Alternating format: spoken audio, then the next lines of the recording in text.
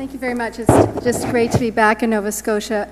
So earlier this evening, we had Elizabeth McGimmon's book launch for Oppression as a Determinant of Health.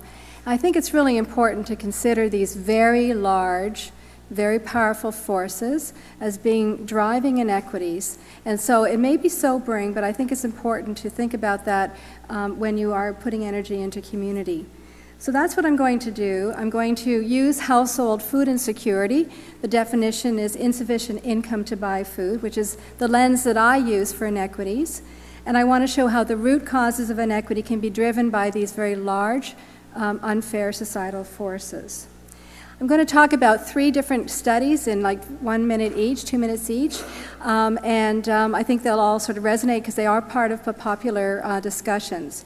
So this paper is just being submitted, actually, Population Health Intervention Study, looking at the legislated changes to the federal pension income and suggesting that perhaps the Government of Canada's decision to change the age eligibility for the old age security and the guaranteed income supplement from age 65 to 67, that this in fact is going to have very serious health consequences, and let me show you why. So if we look at this population, and for purposes of trying to make the point, what we've done here is look at a national survey that's done repeatedly, the Canadian Community Health Survey. We're looking at individuals that are 60 to 64 years of age, and those who are 65 to 69 years of age, just in the 2007-2008. And again, for the illustration of the point, we're only going to look at poor individuals, household income of $20,000 a year or less. And also we're going to look at individuals that are single unattached so that we know that that's their income. So the first thing you see, even if it's not that, if it's right up there, is that when people turn in this sort of vulnerable population, just as an exemplar, when they turn 65, the vast majority of their income, in fact, comes from the senior benefits, the Canada Pension Plan, Old Age Security, GIS. Okay, that's a dramatic shift in their major source of income. And you see that many of this group before that, they were employed or they were on the social assistance or welfare. If you just look at the all category, just for the timing that we have, this survey also calculates household food insecurity, in this case using a scale that is good for the adults. And so it's reliable, valid data. So in the same survey that I showed you where their main source of income, I'm showing you here the prevalence of food insecurity in these people at the same time that they answered where their income came from. And you see this in the all group that for everyone under the age of 60, 64 that were poor, unattached, they had a food insecurity rate of over 22%. Just by magically turning 65, their neighbors in the next, apartment have 1/2 the rate of food insecurity. Seniors' benefits constitute about 80% of the main income of these low-income seniors, 65 to 69. When you shift their income source from the other sources to that benefit, you go from a 23% food insecurity rate to 11%. You cannot do that. Changing food insecurity rates by 50%, that's like a miracle, but that's the miracle of the former, now changing old age security GIS. The adverse health impacts will come for 2 more years of this population struggling in sort of this food insecure, miserable mode, okay? So that's one example. This is a natural experiment that we uncovered, and it's been published in Canadian Public Policy, and you've been hearing sometimes about food insecurity, but there's also the heat or eat story about energy prices.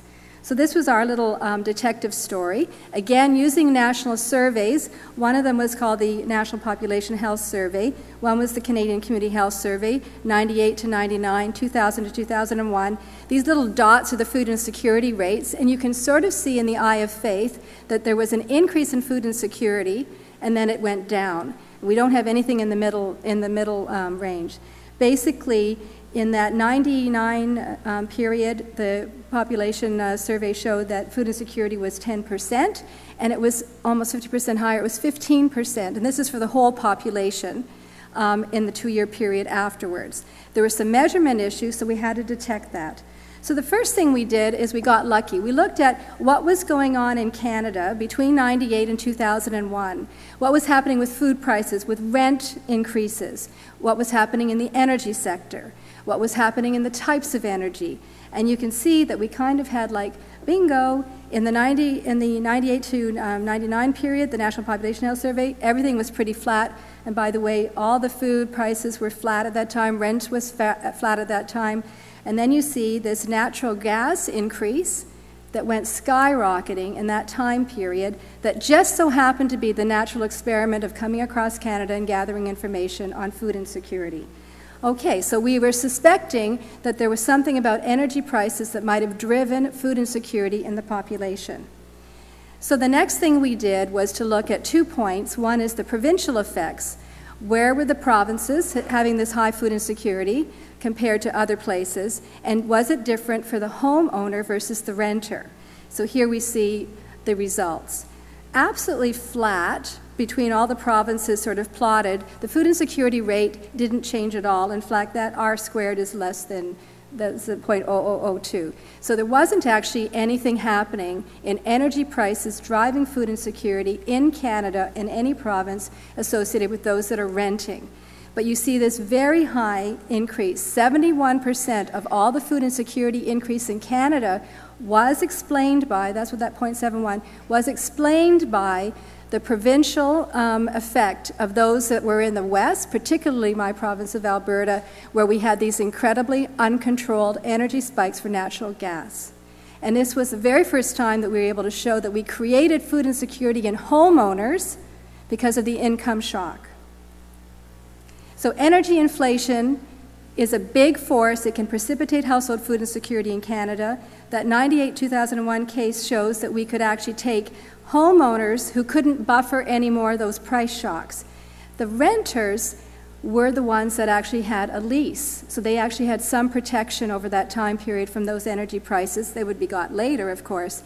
We also were able to show the federal government gave an energy tax credit to renters, the exact time period, which we showed did no effect. The very last one is a study of food insecurity in the labor force, because we have economic policy that suggests if you get a job, you shouldn't be food insecure. And we know that many of our food bank users are in fact food insecure. So what is the contribution of various aspects of the labor force that actually drive food insecurity in a situation where we should in fact have far less food insecurity? So just a couple of pieces of data. Here's a map of Canada, and it shows that the darker the green is the most lowering of food insecurity you can get by getting a job. So from the all population to being working, you can see that work really pays in the Northwest Territories, as it does in Newfoundland and Labrador. My beautiful province, work doesn't pay. Because there's so many low wage and very high prices. The last slide I'll be showing in terms of data is to actually try to take apart, okay, well, is it because of just low income? Like, why are people who are working full-time, these are households in the same national survey that have no receipt of any kind of social assistance or unemployment. They work as their only source of income. Yes, and these are the odds ratios. So when an odds is lower than 1, it means that it's a protective factor. Over it, it's not. So I just want to point out a few things. Yes, clearly, those who are food insecure that are working are having a lower income. They have less likely to have 2 earners. They may have more mouths to feed, and they also less likely to be a homeowner. There's actually no effect of education. Hello. There's no effect of being a female. There's no effect of being an Aboriginal person with these kinds of controls, and there's no effect by the hours worked. There is an effect of being a lone parent, which is what washes out a lot of the female. This one group the slightly older is protected. But 3 things are really important. One is that there are some really vicious little sectors, like the wholesale trade sector, that those people are food insecure regardless of education, So we have to watch those things. They're unregulated. We don't see them because they're not part of the retail outside. You live in the province of Quebec, and you work, you're going to have 1/2 the chance of being food insecure than the same sucker working in Ontario because of the policies that Quebec provides, daycare and other things. But the most important finding here is that there is racialization in our labor force for those that are of African origin. regardless of education, etc. The Aboriginal person with education and a good job, they wipe out in the food insecurity world. They're gone. You can't see them anymore. But the persistence of African origin as being twofold higher, here 2.6 higher, more likely to be food insecure when you're doing all the right things, is part of the racialization that we have. So this is just an example that the policies that drive food insecurity are large, they're inequitable, they're powerful, but they are too modifiable. Thank you.